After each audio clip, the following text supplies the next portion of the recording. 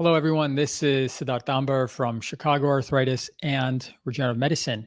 Welcome to our weekly live broadcast. It's September 30th, 2020. I hope everyone is doing well today.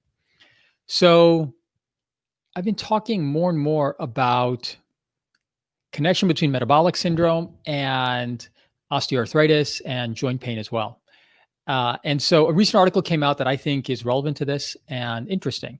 So a recent article in the Journal of Rheumatology Advanced Practitioners took a look at utilizing fish oil supplementation to reduce pain, osteoarthritis pain in older people who were overweight and obese. Super relevant because realistically, that is a significant portion of our population. And osteoarthritis in that population of folks is very high prevalence, and we need better options for them, really conservative, better options, as opposed to anti-inflammatory meds and chronic narcotics. So in this study, they specifically took about 150 people and they divided them up into a group that got fish oil, a group that got fish oil plus very low dose of curcumin, and a group that received nothing. The dosage of curcumin or turmeric that they got was really low and really not enough to really make any kind of sizable difference. But what they found was that when it came to osteoarthritis pain, that there was a significant improvement in those folks who were taking fish oil. Again, really helpful and interesting, because as we try to find other low-risk options for our patients who've got chronic pain, we really want to minimize and avoid things that can cause more problems and issues. And so, number one, I really like that they were able to avoid taking anti-inflammatory medications. Personally, I recommend for over-the-counter supplements for my patients, things like, if they've got osteoarthritis pain, things like glucosamine, omega-3, turmeric. So what I like about this study is the omega-3 component, which they're getting from fish oil, really is it's a nice study to show that this makes a difference in this cohort of people that we're recommending this to.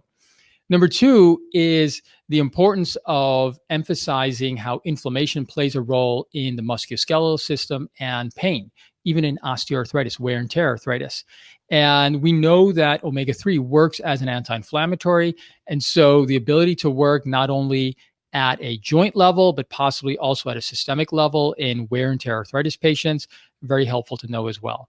We know that omega-3 in rheumatoid arthritis in high enough dosages, which I'll mention in a moment, is enough to help with pain, stiffness, and function. And so it's nice to find that you can get a similar benefit even in osteoarthritis as well. The other component that I think is really great is that how does this work on the metabolic system? I presented on Monday about how there's evidence that if you have metabolic syndrome, which makes you more prone to heart disease and diabetes, that there's also evidence that metabolic syndrome can actually cause cartilage breakdown, and that there's a biomarker that you can actually follow for that.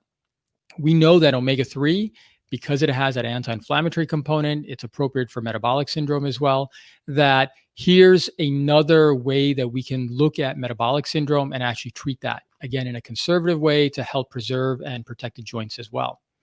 And so another really nice way to think about how we can connect joints, musculoskeletal issues, pain with that total body approach to treating somebody, where it's not just looking at this as a structural issue, but looking at it as a total biologic issue, biochemical issue, nutritional issue, metabolic issue, and how can you treat all those things.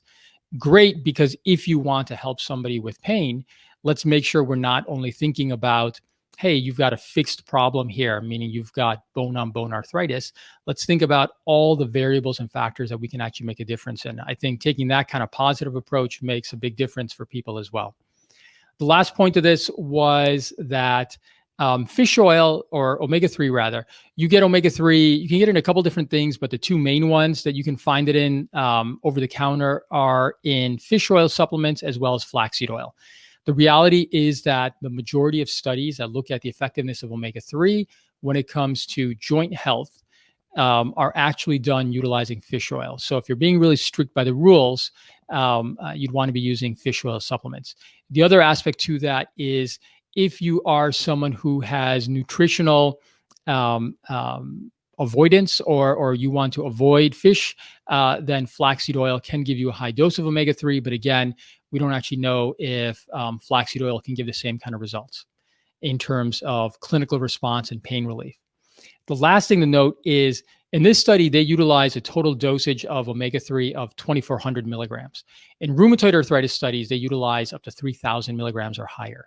That's a really high dosage. You're not going to be able to get that on your own just from nutritional ingestion, just from fish ingestion, unless you are an Eskimo and you're actually eating whale blubber as a condiment. You're just not going to be getting enough omega-3 on your own. So I think as an option, low risk option to treat your osteoarthritic pain related issues and just general musculoskeletal pain related issues, I would recommend omega-3, aiming for roughly 3,000 milligrams per day. Great.